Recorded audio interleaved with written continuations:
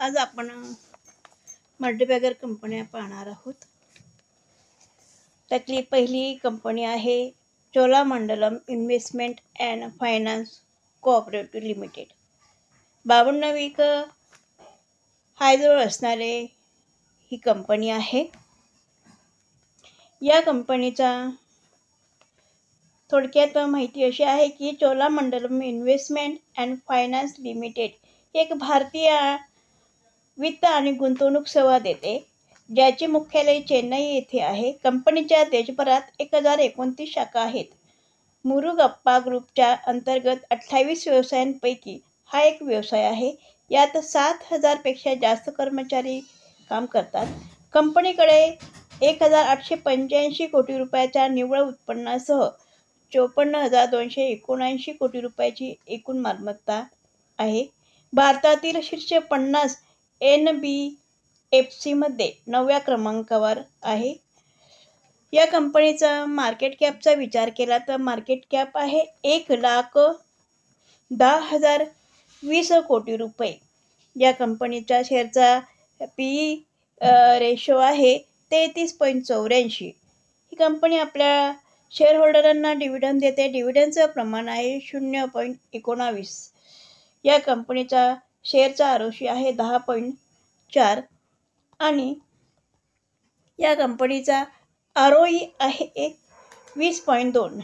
Debit to इक्विटीचा विचार केला तर 6.86 एवढा आहे, म्हणजे कर्ज जास्त आहे कंपनीवर। गेले 5 वर्षात चांगला प्रॉफिट ग्रोथ केलेला आहे। या कंपनीने क्वार्टरली रिझल्ट चांगला लागण्याची शक्यता आहे। आता क्वार्टरली रिझल्ट लागणार आहे 10 मेला, तर 10 मेला कळेल की या कंपनीचा रिझल्ट कसा लागेल। तर क्वार्टरली रिझल्ट चांगलं लागण्याची शक्यता आहे, त्यामुळे 52 वीक हाय क्रॉस करण्याची शक्यता आहे। रिझर्वपेक्षा कर्ज जास्त आहे। फायनान्स कंपनी असल्यामुळे रेव्हेन्यू किंवा महसूल कमी झाला असल्यामुळे कर्ज जास्त असेल कदाचित। तर 10 मेला रिझल्ट आहे, पण क्वार्टरली रिझल्ट मार्च चांगला आहे। नेट प्रॉफिट वाढलेला आहे। तर पाहूया या शेअरचा chart.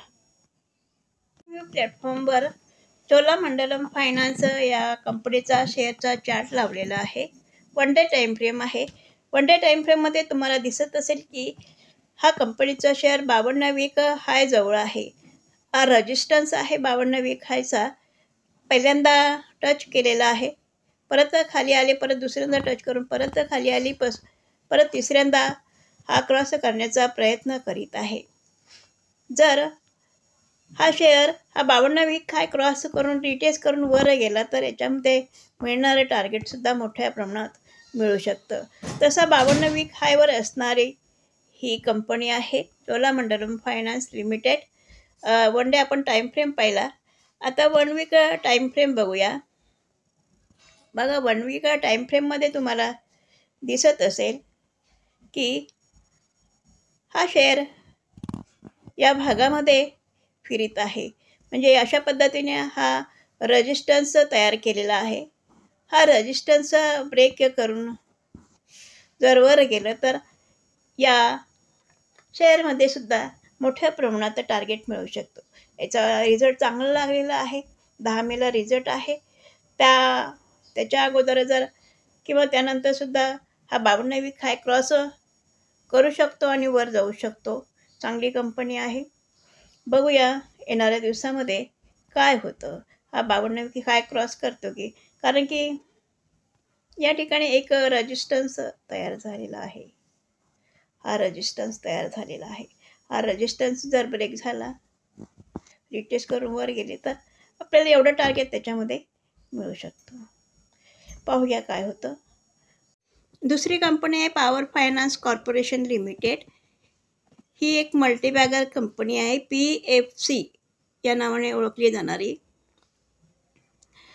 Power finance corporation limited ही भारत सरकारच्या ऊर्जा मंत्रालयाच्या मालकीखालील भारतीय केंद्रीय सार्वजनिक क्षेत्रातील उपक्रम आहे। 1986 मध्ये स्थापन झालेली ही भारतीय ऊर्जा क्षेत्राचा आर्थिक कणा आहे। 2017च्या सार्वजनिक उपक्रम सर्वेक्षण विभागानुसार PFC हे 8व्या क्रमांकाच्या सर्वाधिक नफा मिळवणारा केंद्रीय सार्वजनिक क्षेत्रातील उपक्रम आहे. PFC ही भारतातील सर्वात मोठी पायाभूत वित्तपुरवठा संस्था आहे. 12 ऑक्टोबर 2021 रोजी PFCचा दर्जा नवरत्नवरून महारत्न PSU असा केला आहे. या कंपनीचा मार्केट कॅप आहे 1,58,553 कोटी रुपये. या कंपनीचा शेअरचा PE रेशो आहे 8.45 आहे. ही कंपनी आपल्या शेअर होल्डरांना डिव्हिडंड देते. डिव्हिडंडचं प्रमाण आहे 2.28 आहे. या कंपनीचा शेअरचा ROC आहे 9 आणि ROE आहे 20. डेबिट टू इक्विटीचा विचार केला तर 8.73 आहे. म्हणजे रिझर्वपेक्षा कर्ज जास्त आहे. कंपनी गेल्या 5 वर्षापासून चांगला प्रॉफिट ग्रोथ करीत आहे. शेअर होल्डरांना चांगला रेग्युलर डिव्हिडंड देते.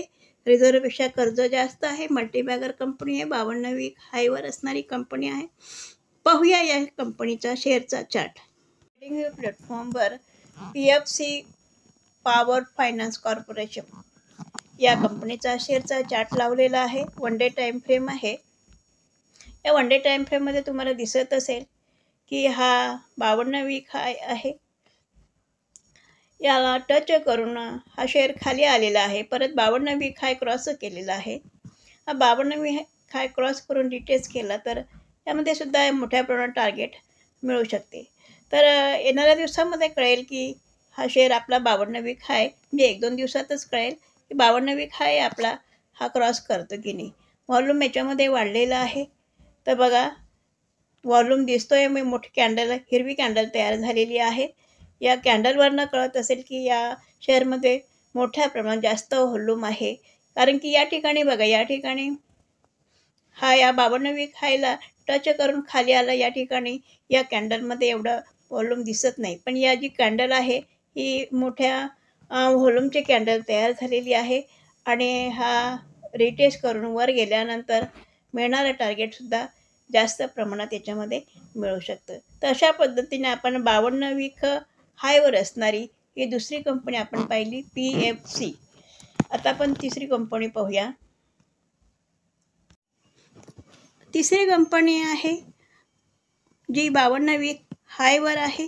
तिसरी कंपनी पाहूया Mazagon dock ship builders limited. Mazagon dock ship builders limited Mumbai येथे स्थित शिपयार्ड आहे.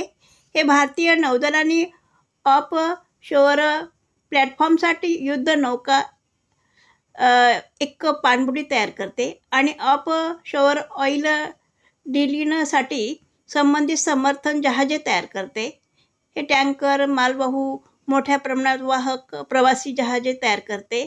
MDR ही एक संरक्षण मंत्रालयाद्वारे व्यवस्थापित केलेली सार्वजनिक क्षेत्रातील उपक्रम आहे ज्यामध्ये भारत सरकारचा 84.83% हिस्सा आहे. त्याच्या जहाज बांधणी विभागात स्वदेशी बनावटीची अनेक जहाजे तयार करते. पाणबुडी विभागात पारंपरिक पाणबुड्या आणि स्टेल्थ पाणबुड्या तयार केल्या आहेत. दोन्ही विभागांची दुरुस्तीची कामे देखील केली जातात. या कंपनीचा मार्केट कॅपचा विचार केला तर 47,694 कोटी रुपये आहे. PE रेशोचा विचार केला तर 29.73 आहे. आपल्या शेअर होल्डरांना डिव्हिडंड देते. डिव्हिडंडचं प्रमाण आहे 0.94. या कंपनीचा शेअरचा ROC आहे 38.2 म्हणजे ROC चांगला आहे आणि ROE आहे 28.6 म्हणजे ROE चांगला आहे. Company almost debit free company आहे. कर्ज अजिबात नाही आहे. गेल्या 5 वर्षात चांगल्या प्रकारे प्रॉफिट ग्रोथ वाढवलेला आहे. शेअर होल्डरांना चांगला डिव्हिडंड देते. अशी ही चांगली मल्टीबॅगर कंपनी आहे. 52 वीक हायवर असणारी कंपनी आहे. कंपनीचा शेअरचा चार्ट आपण पाहूया. तिसरी कंपनी आहे माझगाव डॉक शिपबुल. माझडॉक ही कंपनीचा शेअरचा चार्ट मी ट्रेडिंग प्लॅटफॉर्मवर लावलेला आहे. 1 डे टाईम फ्रेम आहे. 1 डे टाईम फ्रेमवर तुम्हाला दिसत असेल की हा जो रजिस्टन्स आहे 52 वीक हायचा जो रजिस्टन्स आहे या रजिस्टन्सवरनं हा शेअर किंवा या शेअरचा चार्ट खाली आला. परत या रजिस्टन्सला टच केलेला आहे. परत खाली आला, परत टच केलेला आहे आणि परत खाली आलेला आहे आणि आता परत टच केलेला आहे.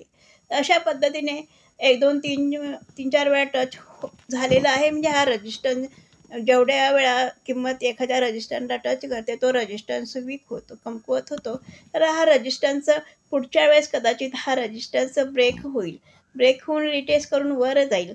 तर अशा पद्धतीने माझगाव डॉग या कंपनीचा शेअरचा चार्ट आपण 1 डे टाईम फ्रेमवर पाहिला की हा रेझिस्टन्सला वारंवार टच केलेला आहे आणि पुढच्या वेळेस हा आपला रेझिस्टन्स ब्रेक करून वर जाईल. म्हणजे आपला 52 वीक हाय ब्रेक करून वर जाणारी कंपनी आहे.